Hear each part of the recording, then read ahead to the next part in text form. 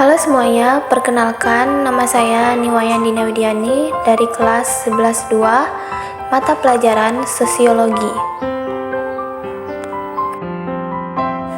Guru pembimbing saya adalah Ibu Rizka Arbai Putri SPD dan nama sekolah saya adalah SMA Negeri 1 Basarang. Baiklah, di sini saya akan menjelaskan materi tentang konflik sosial. Konflik sosial adalah ketegangan, ketidaksepakatan, dan pertentangan antara individu atau kelompok yang memiliki kepentingan atau nilai yang berbeda. Agar lebih jelas lagi, yuk simak video ini. Faktor penyebab konflik sosial. Apakah kamu pernah berkonflik dengan teman atau keluarga? Dapatkah kamu menceritakan peristiwa tersebut?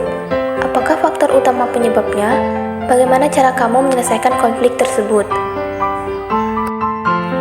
Salah satu cara untuk menyelesaikannya yaitu melalui introspeksi diri dan menyampaikan maaf kepada teman atau keluarga kamu. Ada beberapa faktor yang menyebabkan terjadinya konflik sosial, yaitu yang pertama adalah perbedaan antar individu atau kelompok. Konflik sosial dapat terjadi ketika antar individu atau kelompok memiliki kepentingan yang berbeda dan saling bertentangan. Sebagai contoh, perbedaan pandangan tentang penggunaan lahan yang sama atau perbedaan pendapat tentang kebijakan publik. Yang kedua adalah perbedaan kebudayaan di masyarakat. Penyebab konflik sosial selanjutnya karena ada dua kelompok memiliki perbedaan budaya yang signifikan dan saling bertentangan satu sama lain. Misalnya, perbedaan agama atau adat istiadat yang mengakibatkan konflik. Selanjutnya, yang ketiga adalah adanya perbedaan kepentingan.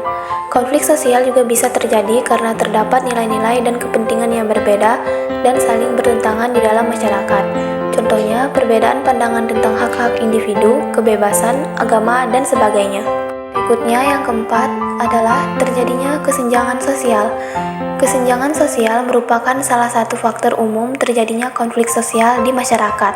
Hal ini karena kesenjangan sosial ekonomi yang signifikan terjadi di antara kelompok tertentu. Misal, ketidakadilan dalam pembagian kekayaan dan kesempatan kerja. Dan yang terakhir adalah adanya tindak kekerasan. Tindak kekerasan yang dilakukan oleh suatu kelompok kepada kelompok lain juga dapat menyebabkan konflik sosial masyarakat. Contoh, konflik yang terjadi akibat adanya tindakan kekerasan atau penindasan dari kelompok yang lebih kuat terhadap kelompok yang lebih lemah. Nah, itu dia tadi beberapa faktor penyebab konflik sosial beserta contohnya. Selanjutnya, saya akan menjelaskan tentang macam-macam konflik sosial. Macam-macam konflik sosial. Konflik sosial dapat dibedakan dalam bentuk lain, misalnya konflik vertikal dan konflik horizontal. Konflik vertikal terjadi antar pihak yang memiliki derajat kedudukan berbeda, sedangkan konflik horizontal merupakan konflik yang terjadi antar individu ataupun antar kelompok yang memiliki kedudukan sejajar. Contohnya seperti gambar di bawah ini. Adapun macam-macam konflik serta contohnya di masyarakat, antara lain 1. Konflik pribadi. Konflik yang pertama adalah konflik pribadi. Konflik ini terjadi disebabkan adanya dua individu yang saling tidak menyadari kesalahan dari masing-masing. Dalam konflik pribadi, masing-masing individu akan saling berusaha untuk saling menjatuhkan. Contohnya, perselisihan di antara ketua dan sekretaris dalam suatu organisasi yang diantaranya memiliki pendapat yang berbeda. Karena tidak adanya pihak yang mengalah, maka terjadilah konflik di antara mereka. 2. Konflik kelompok. Konflik yang selanjutnya adalah konflik kelompok.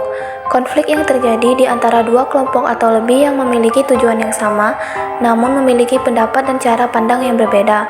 Dalam konflik ini biasanya menimbulkan beberapa kerugian yang sifatnya materi dan menimbulkan kerusakan infrastruktur.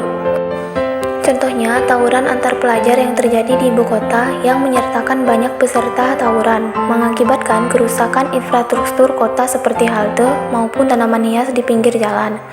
Tawuran pelajar terjadi tidak jarang karena ingin menunjukkan seberapa kuat atau solidnya siswa sekolah tersebut atau karena salah paham. 3. Konflik antar kelas. Konflik yang selanjutnya adalah konflik antar kelas. Konflik yang terjadi pada individu maupun kelompok yang berada di tingkatan kelas yang berbeda. Kelas yang dimaksud dalam hal ini adalah kedudukan seorang individu atau kelompok dalam masyarakat secara vertikal. Contohnya seperti adanya demo para buruh pabrik yang menuntut pemilik pabrik untuk menaikkan upah yang selama ini mereka rasa kurang layak untuk memenuhi kebutuhan hidup mereka. 4. Konflik politik. Konflik politik terjadi antar kelompok maupun antar individu yang berbeda pandangan. Hal ini biasa terjadi dalam ranah politik karena masing-masing individu maupun kelompok memiliki cara pandang, pola pikir yang berbeda namun memiliki satu tujuan yaitu kekuasaan. Contohnya, dalam tahun politik, partai oposisi maupun partai koalisi saling beradu argumen dan saling menjatuhkan untuk memenangkan calon kandidat pemimpin untuk memegang kuasa negara. 5. Konflik ekonomi. Konflik ekonomi biasa kita temui dalam kegiatan perekonomian masyarakat. Konflik ini biasanya terjadi akibat persaingan pada proses kegiatan ekonomi antar individu maupun kelompok.